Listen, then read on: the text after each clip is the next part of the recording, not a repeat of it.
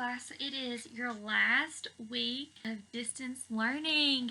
You've made it. You made it this far. And I'm so proud of you and the work that you've put in during this time. I know it's not been easy. I know it's been a rough road. But you guys made it. You're this far. And I'm so proud of you. So today we're going to get into some fun stuff. I wish we were together to be able to do this stuff because I think it's been really fun. It's been a fun way to end the year. This is kind of the age of American history that is still pretty removed, but it's not so far removed like the American Revolutionary War, where we have no recollection of it or no family members that experienced it.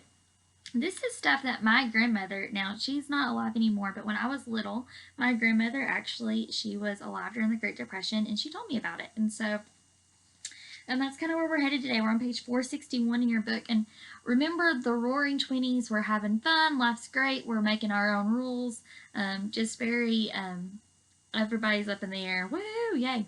But sadly, the economy didn't really look like people think it did. Like, yes, it was going great, but there was also some downfalls. And like the old saying says, what goes up must come down. And so that's just kind of the rules, the name of the game when it comes to the stock market, when it comes to the economy, when it comes to anything, pretty much. The name of the game is if it goes up, it comes down. So we think of the Great Depression, we think it's this one split moment that made, okay, this is the Great Depression, this is it. But really, there was four. There was like four things that made it into one, and we don't really think about that. Black Tuesday was on October 29th, and it was when the bottom actually fell out of the stock market. More than 16 million shares were dumped on the market, and investors lost $30 billion. That's a lot of money. So then that's when the stock market crashed, and a bear market took over. Now remember, the bull is good. So what's in front of Wall Street? That's what everybody wants. We want that golden bull, that high green, up Dow Jones. If you ever know what that is, I'm going to send you guys a link to where you guys can kind of watch the stock market and figure this out today. Every day the stock market changes. So if you watch it today, it'll be even within minutes, possibly hours, the stock market changes. It changes all day long. Every day. Ask your friends in economics. I make them watch it, and you will be there eventually. And so there is a fluctuation of it all day long. So if it goes in the green, it might be up so many points, and then it drops back down so many points. It can still be in the green, then it can drop to the red, and then it can go back up to the green. All day long it can do this. So if you watch it moment for moment, anyway, people started to really panic during this time.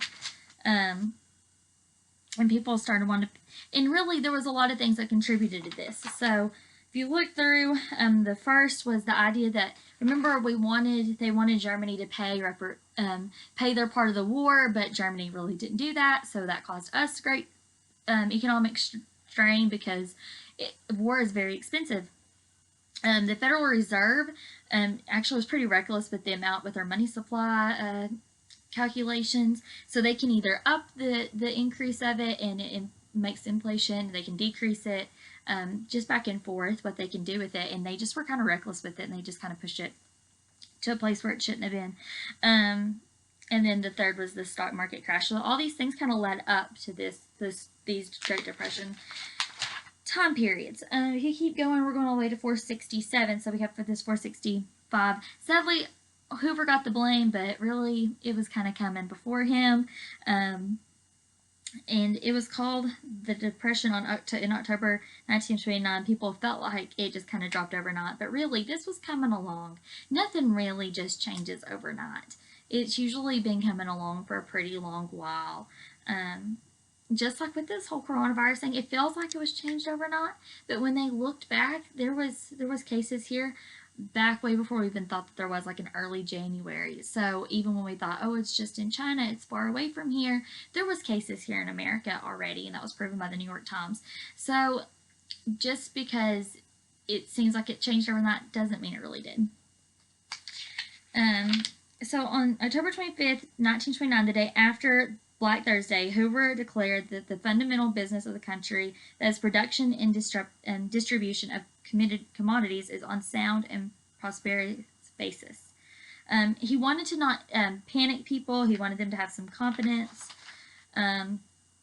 However, as you can see in your book on page 466, there was these little shanty towns still, and that is called Hooversville, where basically it was just these little, it was poor, the poor areas. Here in Athens, we actually had one, and people kind of get offended when you talk about it, so we don't talk about it much, but it was called Tin Can Holler. That's where it was called in Athens. And if you drive over past like a certain part of the railroad tracks, there's still like some evidence of that, but people actually built these little, like it's showing where there's like newspapers used for blankets, and these and it was named after Herbert Hoover, but just these little shanty-like buildings, and they were built into the side of like this hill, and it was called Tin Can Holler, and it was just kind of sad. But people around here don't talk about it often because it brings back these memories.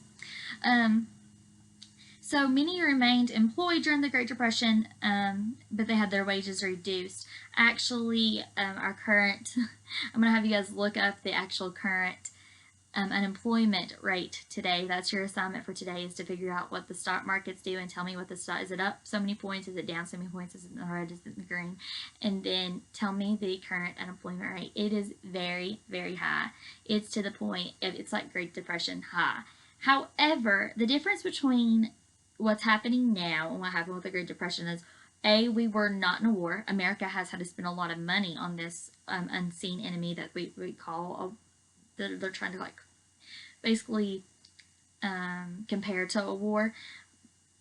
But we weren't in a war. We were, but not to the extent of World War I, in debt from a war. And also, we have the ability to bounce back when things open back up. Our economy closed. It didn't, there wasn't like a, oh my gosh, like, yes, the stock market did drop after being really, really high, but it was due to the fact that our trade has been constricted. So I really believe that we'll have a bounce back. I'm really hoping for it.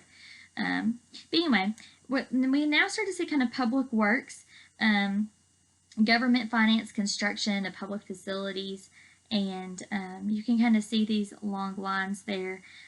He reversed course and pressed Congress to pass the Revenue Act. However, there was federal debt was quickly rising, so they were kind of worried about doing that.